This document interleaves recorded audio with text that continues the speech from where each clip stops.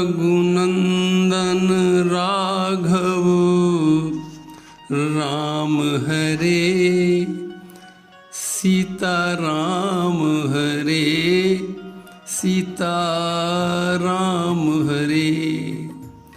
रघुनंदन राघव राम हरे, सीता राम हरे, सीता राम हरे। जो शरण गुरु की आया, जो शरण गुरु की आया, उसे क्या मिलेगा गुरु की शरण में जाने से?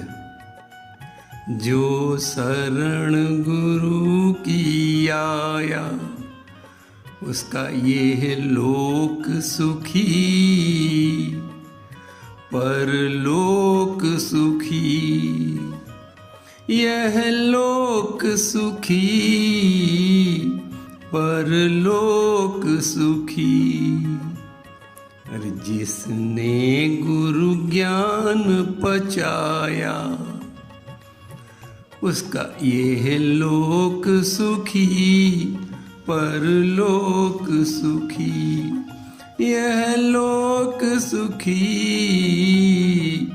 परलोक सुखी। इसलिए जीवन में गुरु का होना बहुत ही आवश्यक है। गुरु हम लोगों की तरह ही दैनिक कार्य करते हैं, पर जगत के साथ हमें व्यवहार करना सिखाते हैं। गुरु एक शब्द नहीं है, गुरु एक तत्व है, परम तत्व है, जो जगत के साथ व्यवहार करना सिखाए और परमात्मा का भी हाथ पकड़ा दे। वही तो गुरु है। परमात्मा के निकट जाने का कार्य मानव नहीं कर सकता है। परमात्मा की कृपा बिना गुरु के प्राप्त नहीं हो सकती है। इसलिए जीवन में यदि हम कुछ पाना चाहते हैं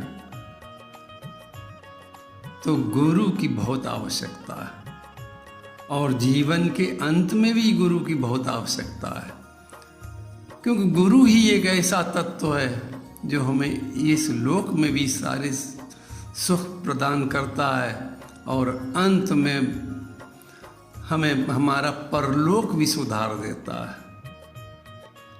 जो कुछ जीवन में मिलता है गुरु कृपा से मिलता है।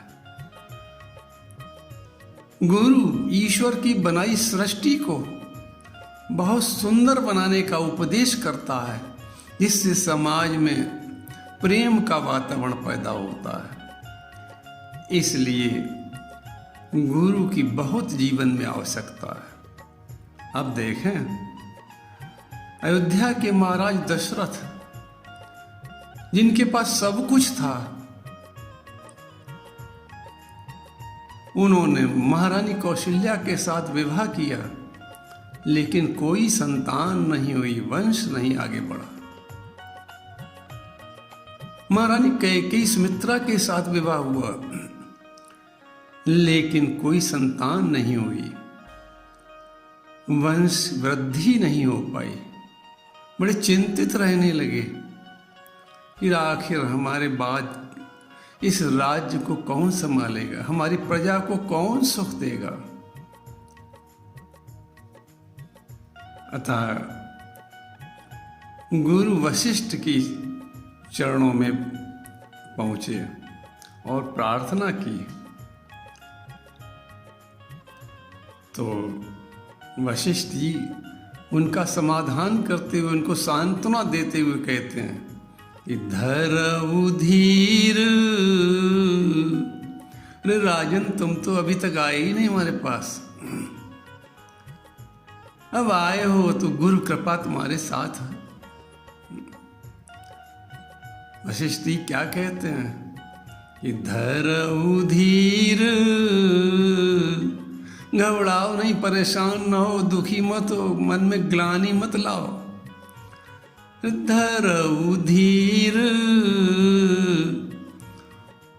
राजन तुम तो एक पुत्र के लिए तरस रहे हो, अब हमारी गुरु कृपा से तुम्हें 4 पुत्र प्राप्त होंगे।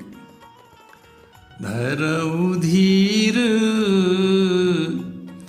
हुइये सुत चारी।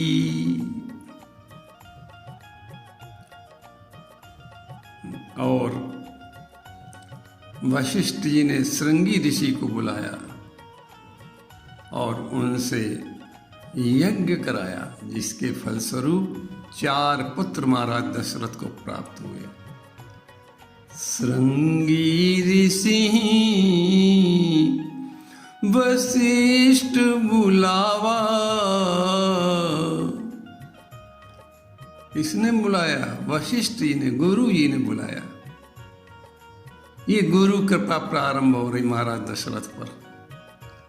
श्रृंगी ऋषि वशिष्ठ बुलावा, और पुत्र काम शुभ यज्ञ करावा। और इस यज्ञ के फलस्वरूप महाराज दशरथ को 4 पुत्र प्राप्त हुए। ये गुरु कृपा है। जब जीवन में गुरु कृपा आती है तो सब कुछ मिलता है। अब दूसरा उदाहरण देखें गुरु कृपा का। धनुष यज्ञ में बड़े बड़े वीर राजा महाराज जनक के यहाँ पहुंचे, लेकिन उन वीर राजाओं से धनुष हिला नहीं, तिलवर भी नहीं हिला। लेकिन गुरु विश्वामित्र जी की कृपा से राम जी ने उस धनुष के 2 टुकड़े कर दिए। जब विश्वामित्र जी ने कहा, उठऊ राम भंजऊ भव चापा, मेटऊ तात जनक परितापा। अब देखें राम जी की गुरु निष्ठा कितनी अच्छी, कितना गुरु जी पर अपना पूर्ण विश्वास कि राम जी ने सोचा ही नहीं कि ये धनुष उठेगा नहीं उठेगा, क्या होगा, केवल गुरु आज्ञा का पालन करना। तो राम जी कैसे चलवाएं? सुनी गुरु बचन चरण सिरुनावा। आज का कोई शिष्य होता तो कहता, गुरु जी पहले क्यों नहीं हमसे कहा, यदि कोई राजा तोड़ देता तो। लेकिन राम जी की कैसी निष्ठा है गुरु जी के प्रति, विश्वामित्र जी के प्रति कितना विश्वास है। सुनी गुरु बचन, जैसे ही सुना कि उठऊ राम, उठ खड़े हुए गुरु जी का वचन सुनकर और गुरु जी के चरणों में मस्तक नवाया। सुनी गुरु बचन चरण सिरुनावा, हर्ष विषाद न कछूर आवा। और धनुष के पास पहुंचे। धनुष को छूने से पहले फिर गुरु जी को प्रणाम करके आशीर्वाद ले रहे हैं। ये गुरु के आशीर्वाद की ताकत आप देखें कि गुरु ही प्रणाम। क्यों? अब गुरु जी दूर पर हैं, धनुष से दूर पर गुरु जी हैं, राम जी धनुष के पास खड़े हुए हैं। गुरु ही प्रणाम मन ही मन कीना। और जैसे ही गुरु जी को मन ही मन प्रणाम किया, आशीर्वाद वहां से गुरु जी के द्वारा चला और उसका फल क्या हुआ? अति लाघव, जो धनुष किसी के हिलाए नहीं हिला। अति लाघव उठाई धनु लीना, और उठाया ही नहीं गुरु कृपा से, ते ही क्षण राम मध्य धनु तोरा। धनुष के 2 टुकड़े कर दिए। ते ही क्षण राम मध्य धनु तोरा, भरे भुवन ध्वनि घोर कठोरा। ये धनुष कैसे टूटा? गुरु विश्वामित्र की कृपा से टूटा। राम जी की गुरु निष्ठा कितनी प्रबल थी, उसका परिणाम ये हुआ, गुरु कृपा मिली और ये धनुष टूट गया। त्रिभुवन में जय जयकार राम जी की हो गई। अब भरत जी को देखें, भरत जी चित्रकूट में जब गए तो कैसे भरत जी गुरु जी के प्रति समर्पित हैं। गुरु वशिष्ठ के प्रति कितना समर्पित भाव है भरत जी का। जब भरत जी ने उपाय पूछा कि राम जी कैसे वापस चलेंगे, तो गुरु वशिष्ठ एक उपाय बताते हैं, और भरत का समर्पण भाव आप देखें उसमें। गुरु वशिष्ठ कहते हैं कि तुम कानन गवन्यो दो भाई। वशिष्ठ जी कहते हैं भरत, हमारी समझ में एक उपाय आता है कि तुम भरत और शत्रुघ्न दोनों वन में रहो। तुम कानन गवन्यो दो भाई, और फेरिए लखन सिय रघुराई। कितना समर्पण भाव भरत जी का। भरत जी उत्तर क्या देते हैं? अरे गुरुदेव, कानन करहूं, कितने समर्पित हैं गुरु जी के प्रति। गुरु जी की आज्ञा कितनी शिरोधार कर रहे हैं। तुम कानन गवन्यो दो भाई। गुरु वशिष्ठ ने तो ये बात कही, और भरत जी क्या कह रहे हैं? समर्पण भाव देखें आप इसमें कि कानन करहूं जन्म भरि बासु, यही ते अधिक न मोर सुपासु। गुरुदेव, मैं तो जन्म भर, जीवन भर जब तक जीऊंगा वन में ही रहूंगा, बस केवल सीताराम जी लौट जाएं। कितने गुरु के वचन पर समर्पित है भरत जी, कैसा समर्पण भाव गुरु जी का। तो इसका परिणाम क्या हुआ? गुरु जी के प्रति समर्पण होने का फल क्या मिला भरत को?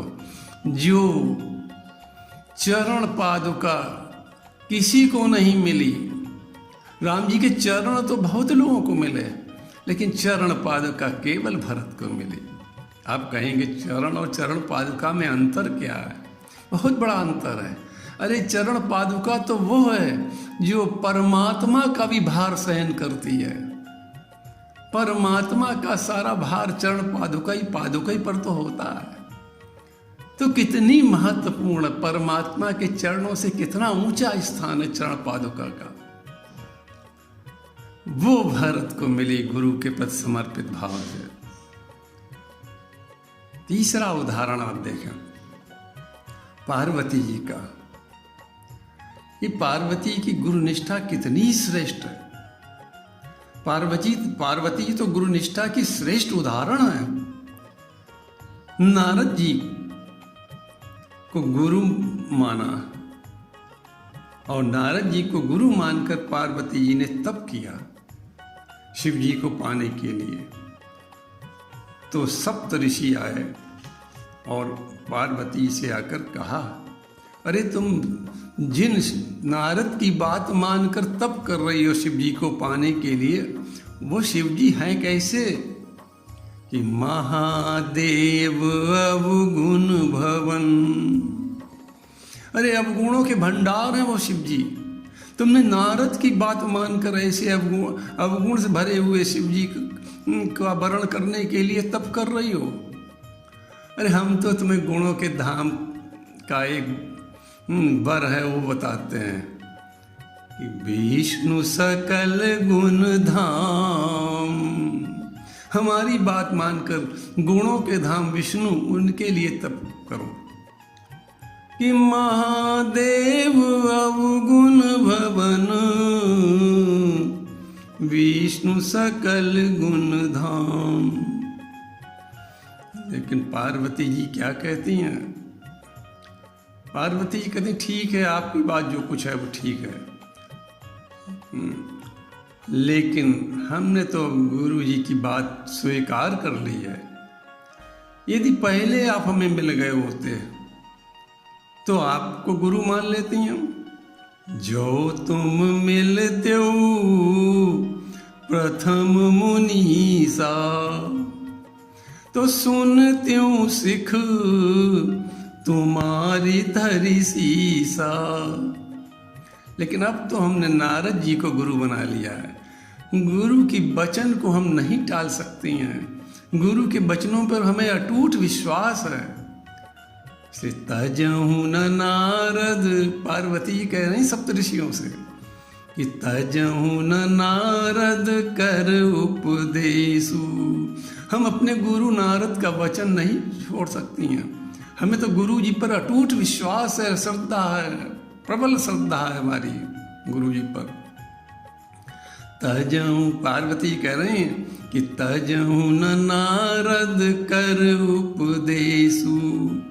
अरे इतना ही नहीं, चाहे आप कहें चाहे भगवान शिव जिनके लिए हम तप कर रहे हैं वो आकर भी मना करें कि नारद की बात न मानो, हम नहीं छोड़ सकती नारद का वचन। तजहु न नारद कर उपदेशु, आप कहीं सतवार महेशु। अरे सप्तऋषियों, जिसको गुरु के वचन पर विश्वास नहीं है उसे जागृत नहीं सपने में भी कभी न तो सुख मिल सकता है, न उसका कभी कार्य सिद्ध हो सकता है। पार्वती कहती हैं कि गुरु के वचन प्रतीत न जेही। अरे गुरु के वचन प्रतीत न जेही, तो सपने हूँ सुगम न सुख सिद्धि तेही। उसे कुछ नहीं मिलने वाला जैसे गुरु के वचनों पर विश्वास नहीं। इसलिए पार्वती कहती हैं अब तो हमने अपने गुरु की बात मान ली है, हमें गुरु की बात पर बहुत विश्वास है। तजहु न नारद कर उपदेशु। सप्तऋषियों ने जब गुरु के प्रति ऐसी निष्ठा देखी तो प्रसन्न हो गए, धन्य धन्य कहने लगे। पार्वती धन्य हो तुम। पार्वती के अपने गुरु के जीवन पर कैसी पवित्रता दिखाई पड़ती है, कितना विश्वास दिखाई पड़ता है कि पार्वती का विवाह शिव जी के साथ हो गया। तो एक दिन माता पार्वती ने भगवान राम के अवतार की कथा सुनने की इच्छा प्रकट की। शिव जी पार्वती को कथा सुना रहे हैं तो भगवान के अवतार का एक कारण बता रहे हैं कि नारद श्राप दीन एक बारा। पार्वती सुनो, एक कल्प में भगवान राम ने अवतार क्यों लिया कि नारद श्राप दीन एक बारा, एक कल्प ते ही लगी अवतारा। जैसी पार्वती के कानों में बात अपने गुरु जी का शब्द आया नारद, तो गिरिजा चकित भई सुनिवानी। पार्वती चकित हो गई कि हमारे गुरुजी ने श्राप दिया। हमारे गुरुजी हैं कैसे? अरे नारद विष्णु भगति पुण्य ज्ञानी। अरे भोलेनाथ, आप भूल गए होंगे, नारद जी ने श्राप नहीं दिया होगा। शिव जी बोले नहीं देवी, नारद जी ने श्राप दिया। तो पार्वती जी कहने लगी कि हमारे गुरु जी कैसे हैं? कि नारद विष्णु भगति पुण्य ज्ञानी। नारद जी तो भगवान विष्णु के भक्त हैं और बहुत ज्ञानियों में श्रेष्ठ हैं। पार्वती को आप देखें, गुरु में कमी नहीं दिखाई पड़ी, बल्कि भगवान में कमी प्रकट कर रही हैं। वे शिव जी से कह रही हैं कि हमारे गुरु जी ऐसा नहीं कर सकते, कोई अपराध जरूर विष्णु भगवान से हुआ होगा, तब हमारे गुरु जी ने श्राप दिया होगा। कि कारण कवन। पार्वती जी की गुरु निष्ठा आप देखें कि अपने गुरु में कमी नहीं दिखाई पड़ रही, बिल्कुल भगवान में कमी देख रहे हैं। कि कारण कवन श्राप मुनि दीना, का अपराध रमापति कीना। हमारे गुरु ने अपराध नहीं किया होगा, रमापति भगवान विष्णु ने जरूर कोई अपराध किया होगा। हे भोलेनाथ, आप हमें बताएं कि भगवान विष्णु ने ऐसा कौन सा अपराध किया जिसके कारण हमारे गुरु महाराज को विवश होकर श्राप देना पड़ा। ये है पार्वती जी की अपने गुरु में निष्ठा और विश्वास। ऐसा जब गुरु के प्रति विश्वास और निष्ठा होती है तो फल प्राप्त होता है। इसीलिए कबीरदास जी कहते हैं कि गुरु के विषय में कि गुरु कितना महान है। कबीरदास जी कहते हैं कि सब धरती कागद करूं, लेखन सब बन राय। कबीरदास जी कहते हैं सारी धरती को यदि हम कागज बना लें और जितने भी बन हैं उनकी एक कलम बना लें, लेकिन गुरु जी इतने महान हैं, गुरु के इतने अच्छे उपदेश हैं कि 7 समुद्र की मसी करूं। जो 7 समुद्र उनकी स्याही बना ली जाए, लेकिन फिर भी गुरु गुण लिखा न जाए। लेकिन फिर भी गुरु के गुणों का वर्णन नहीं किया जा सकता। कागज की कमी पड़ जाएगी, कलम की कमी पड़ जाएगी, स्याही की कमी पड़ जाएगी। गुरु के गुण इतने हैं। सब धरती कागज करूं, लेखन सब बन राय। 7 समुद्र की मसी करूं, लेकिन गुरु गुण लिखा न जाए। तुलसी बाबा भी यही गुरु जी का गुणों का वर्णन करते हैं। गुण गुरु बिनु भव निध तरई न कोई नहीं तर सकता गुरु के बिना। भव सागर से पार नहीं हो सकता, संसार में सुख प्राप्त नहीं हो सकता गुरु के बिना। इसलिए तुलसीदास जी बहुत जोर देते हुए कहते हैं कोई का गुरु बिनु भव निध तरई न कोई नहीं तर सकता। अब यहाँ से ये प्रसंग विश्राम होता है। ये प्रसंग हमें शिक्षा देता है कि जीवन में यदि हमें उन्नति और शांति करनी चाहिए तो हमें अपने गुरु पर ऐसी ही निष्ठा और विश्वास करना चाहिए। प्रभु के चरणन में सदा पुनि पुनि करूं प्रणाम, पुनि पुनि करूं प्रणाम। यही कहूँ भूलूं नहीं मेरे